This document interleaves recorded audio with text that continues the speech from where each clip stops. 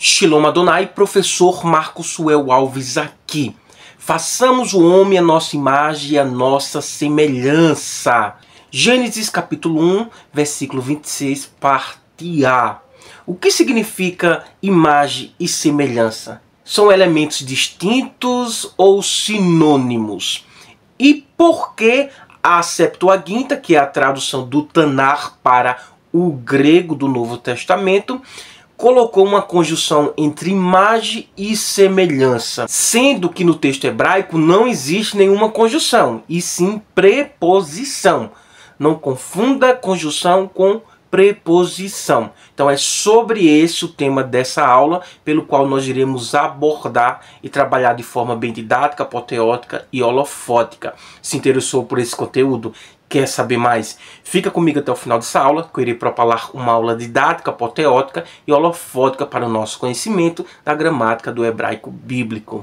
E se de fato você quiser que essa aula fique bem didática, apoteótica e holofótica, fica até o final, que na conclusão eu irei explicitar tudo o que eu exatamente emergi nessa aula. Já curte, comenta, compartilha, inscreva-se no meu canal do YouTube e não esqueça de ativar o sininho das notificações para que todas as vezes que eu postar conteúdos novos, o YouTube possa notificá-lo. E caso queira fazer algum dos meus cursos de grego, hebraico, hermenêutica, homilética para pregadores, os links dos meus cursos estarão na descrição desse vídeo e o link do meu WhatsApp também estará na descrição desse vídeo, caso você queira entrar em contato comigo. Vamos ler esse texto de Gênesis capítulo 1, versículo 26, a parte A, no hebraico, que nos diz assim: Vayomer Elohim nasce Adam betsalmeno kidmuteno. Ou seja, que significa Vayomer, e disse ele, Elohim, Deus, nasce, façamos no imperfeito, Adam. Observe que Adam não tem artigo definido. Já deixo aqui a pergunta para os universitários, os entendidos. Por que Adam está sem o artigo definido? Bom, comenta aqui nos comentários que depois eu posso até te explicar essa questão. Betsalmeno, em, por ou com imagem, ou seja, nossa imagem. Kidmuteno, conforme ou com nossa semelhança. Então a semelhança de quem? Do Elohim, que é o sujeito. Então observe que exatamente Vayomer é um verbo e disse Elohim. Elohim é o sujeito. Nascer, façamos, vem o verbo novamente, Adam, que é homem ou humanidade. Agora o interessante desse texto é que, se você prestar atenção, você verá que nós temos aqui uma hierarquia de acentos, que são acentos conjuntivos. E para você que não sabe o que é acentos conjuntivos e disjuntivos, eu tenho um curso específico onde eu te ensino todos os acentos conjuntivos e disjuntivos da Bíblia hebraica. Então, nós vamos ter aqui, começando pelo Kidmuteno, que a análise dos acentos começa de trás para frente e a exegese de frente para trás. Isso é interessante. Então, Kidmuteno, nós temos exatamente um Matinar, ele é a hierarquia 2, a hierarquia 1 é exatamente Sof Pasuk, a Atinar é a hierarquia 2 juntamente com Siluk. Só que Siluk ele é um acento próximo do Sof Pasuk e a Atinar é um acento remoto. Por isso que essa é a parte A do versículo.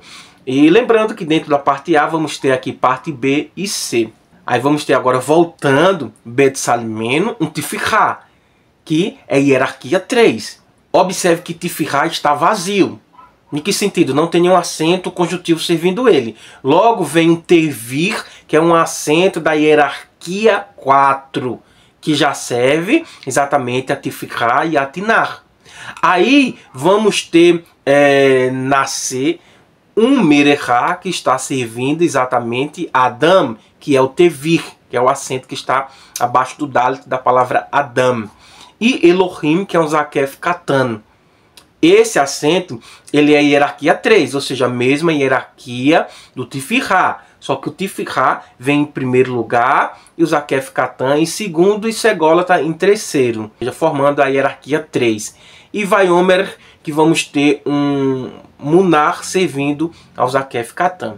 Mas o que eu quero dizer com isso? Estou te falando que a tradução ficaria assim: Vayomer Elohim, ou vírgula, e disse Deus, nasce Adão Betsalimeno, vírgula, ó, vírgula, Kidmuteno, ponto e vírgula. Então literalmente seria isso aqui. E a nova versão King James, ela vai traduzir exatamente dessa forma. Literalmente a tradução desse versículo ficaria assim: e disse Deus, dois pontos, façamos o homem ou a humanidade. Logo Adão significa homem ou humanidade. Logo a humanidade partiu de Adão, tá? Aí fica bem explícito.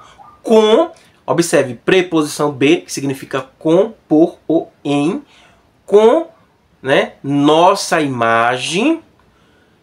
Aí vamos ter agora uma preposição que, kaf com shivá, que vai ser exatamente com ou conforme. Então perceba a ideia do texto. Façamos o homem com a nossa imagem, conforme ou com a nossa semelhança. Então a primeira preposição é B. O significado máximo dela aqui é com.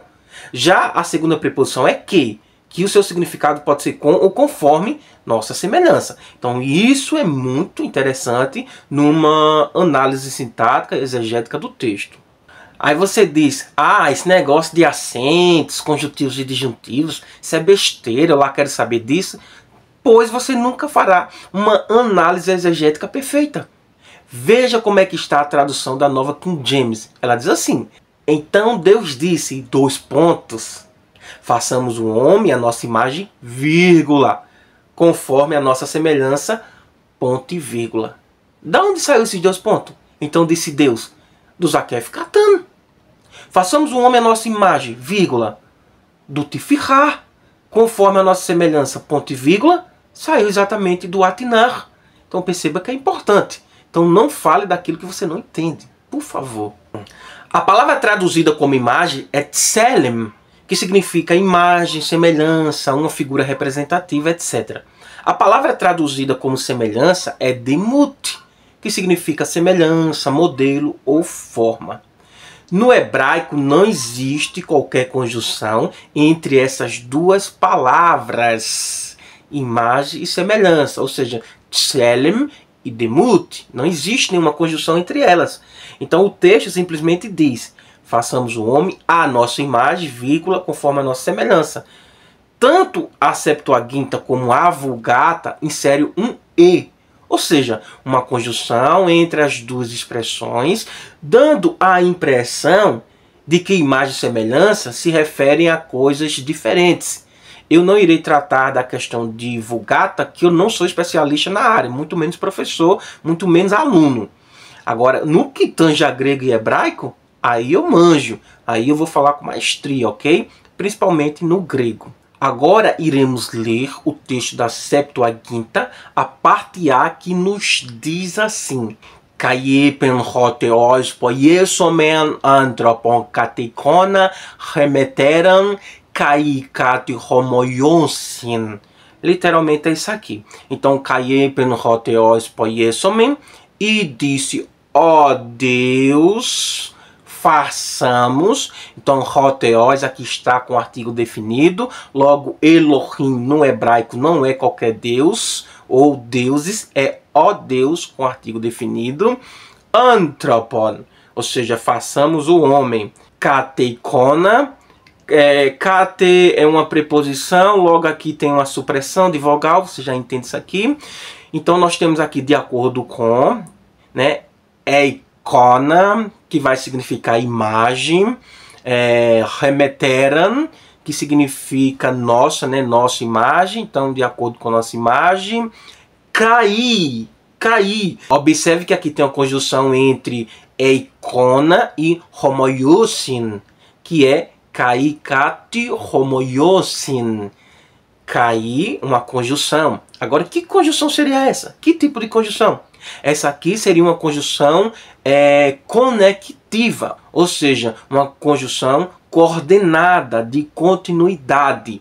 Então, ela está aqui ligando eikona, que é imagem, com homoiosin, que é semelhança. Então, essa conjunção conecta um elemento adicional.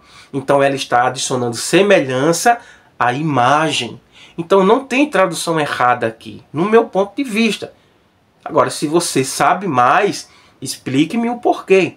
Mas no meu ponto de vista, eu não vejo isso aqui como uma conjunção disjuntiva, não. E se você, professor de grego, me disser que isso aqui é uma conjunção disjuntiva, aí nós vamos ter um debate.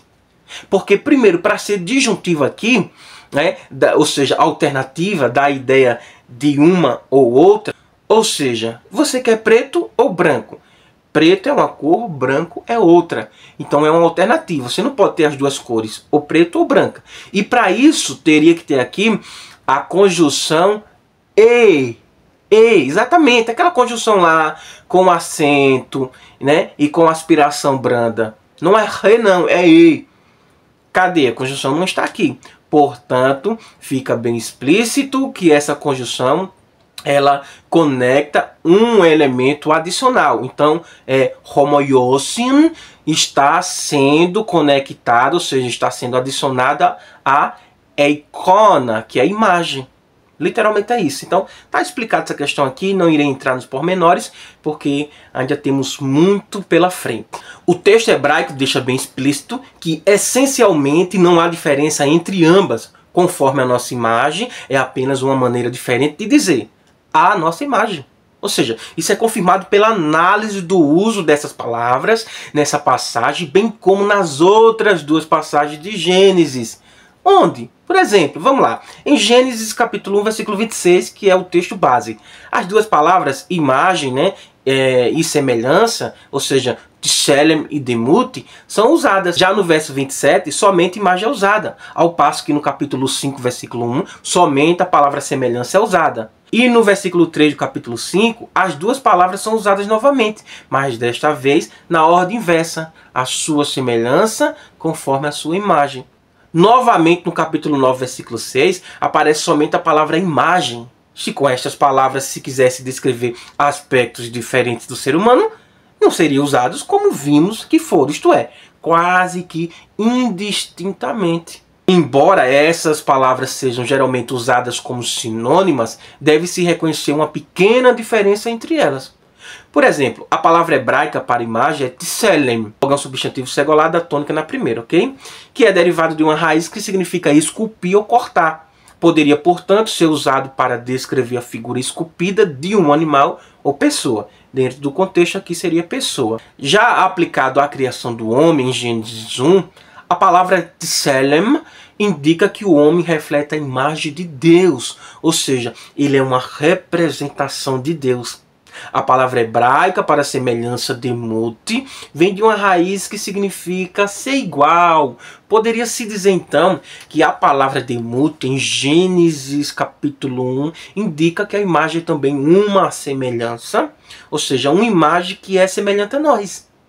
As duas palavras juntas nos dizem que o homem é uma representação de Deus, que é semelhante a Deus em certos aspectos. Aí você pode perguntar, em que aspectos o homem é semelhante a Deus? Na verdade, não está específico de forma explícita no relato da criação.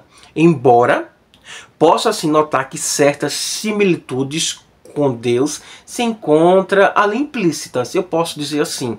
Por exemplo, podemos fazer uma inferência, vou inferir, de Gênesis 1, versículo 26, que o domínio sobre os animais e sobre toda a terra é um aspecto da imagem de Deus. Ao exercer esse domínio, o homem assemelha-se a Deus, visto que Deus tem domínio supremo e definitivo sobre a terra. Agora, do verso 27, podemos inferir que outro aspecto da imagem de Deus consiste em o ser humano ter sido criado homem e mulher, visto que Deus é espírito, de acordo com João capítulo 4, versículo 24. Não podemos concluir que a semelhança a Deus, neste caso, esteja na diferença física entre homens e mulheres. Não, jamais. Ao contrário, a semelhança deve ser encontrada no fato de que o homem necessita do companheirismo da mulher, de que a pessoa humana é um ser social, de que a mulher complementa o homem e o homem complementa a mulher. Dessa forma, os seres humanos refletem Deus, que não existe como um ser solitário. Deus não existe como um ser solitário. mas como um ser em comunhão. Uma comunhão que é descrita em um estágio posterior da revelação divina, como aquela existente entre o Pai, o Filho e o Espírito Santo. Do fato de que Deus abençoou os seres humanos e lhe deu um mandato, no versículo 28, podemos inferir, o texto não está dizendo, estou fazendo uma inferência, que os humanos também assemelham-se a Deus por serem pessoas, seres responsáveis, dotados de inteligência, vontade, livre-arbítrio, emoções, etc., aos quais Deus pode se dirigir e que são ultimamente responsáveis a Deus como seu Criador e soberano. Assim como Deus aqui é revelado como uma pessoa, mais tarde na história da revelação como 3 pessoas, que acreditamos na Trindade, que é capaz de tomar decisões e de governar. Igualmente o homem é uma pessoa capaz de tomar decisões próprias e governar. E aqui nós vemos o livre-arbítrio. Para você que é calvinista, você teve a escolha de ser calvinista.